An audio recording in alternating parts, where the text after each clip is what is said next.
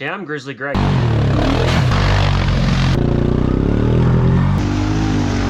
We get rowdy, like to break stuff. Whoa!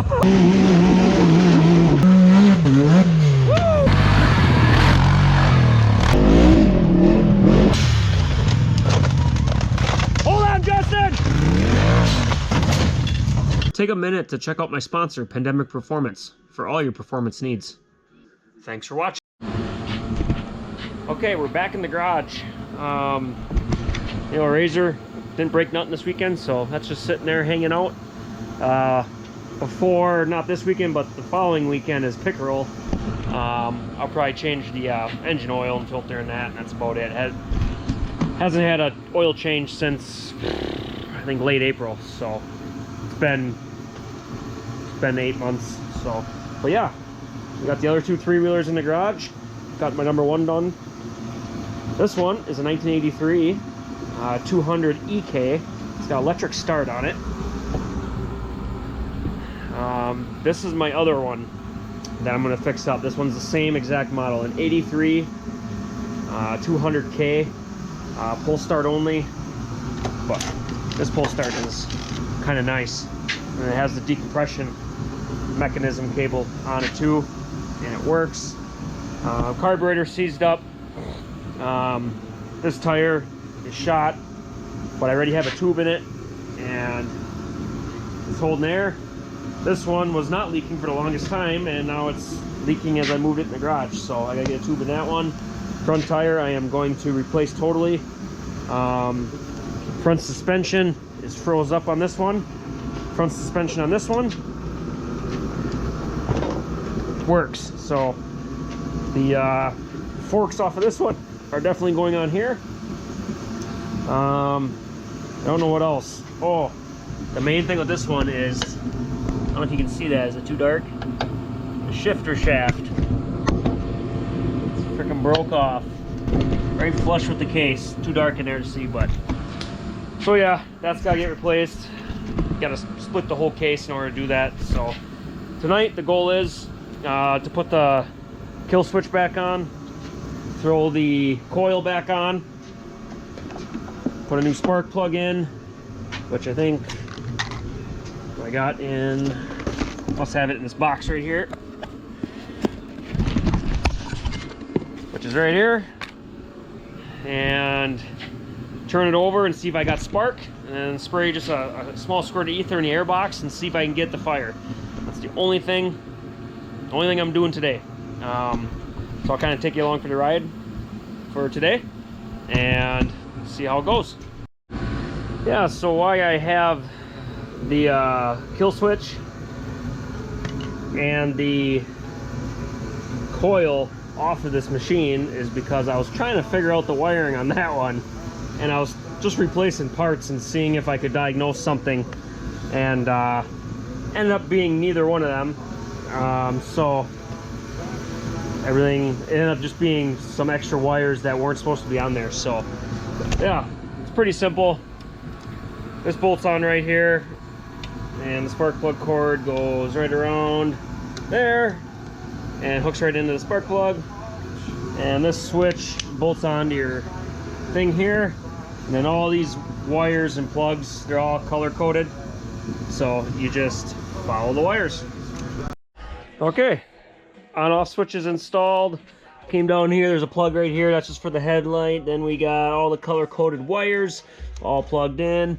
The coil's attached, match orange to orange. That goes to the CDI. Got a brand new spark plug. Took a little spot on the head here and just kind of shine it off. Stick that on there. You give the old pull cord a yank. Had plenty of sparks, so we're good to go there.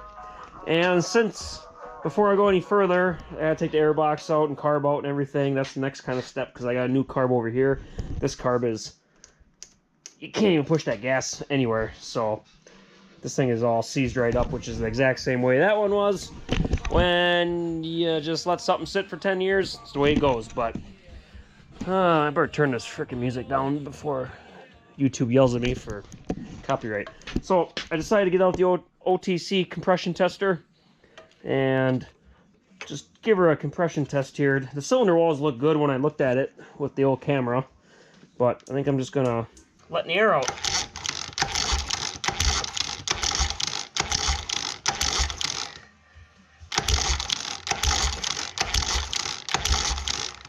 Yeah, not a lot, about 90. So,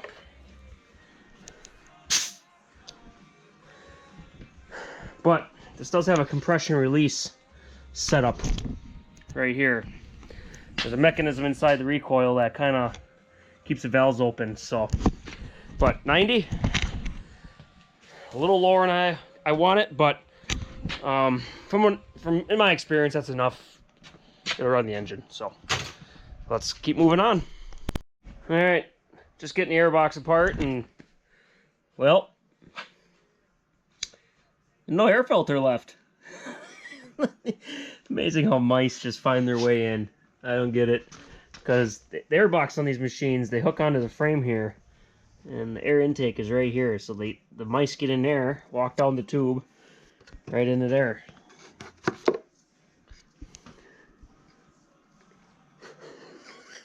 Nothing but a wire screen. But at least on the other one that I started, that one, there was 90% of the foam left. They chewed on it a little bit in a couple spots, but nothing really major. So just running with it. So, but yeah, I guess take this off, and actually I'm gonna spray just a squirt of ether in there and to see if I can get it to go vroom. So I guess I'll kind of keep you guys live here, see if it happens. This will be the first time. The issue I got though is that carb is it's gummed right up. I don't know if it's gonna make it through the carb or not, but I'm probably gonna get a comment about this saying that ether is so bad for these engines, and well, yeah, but it's a easy way, in my opinion, to just get it to fire, to make sure that it will fire. Just a little bit is not gonna hurt the engine long term, in my opinion. Especially these machines from the 80s that are just, I don't know, seem to be bulletproof, whether it's a Yamaha or a Honda.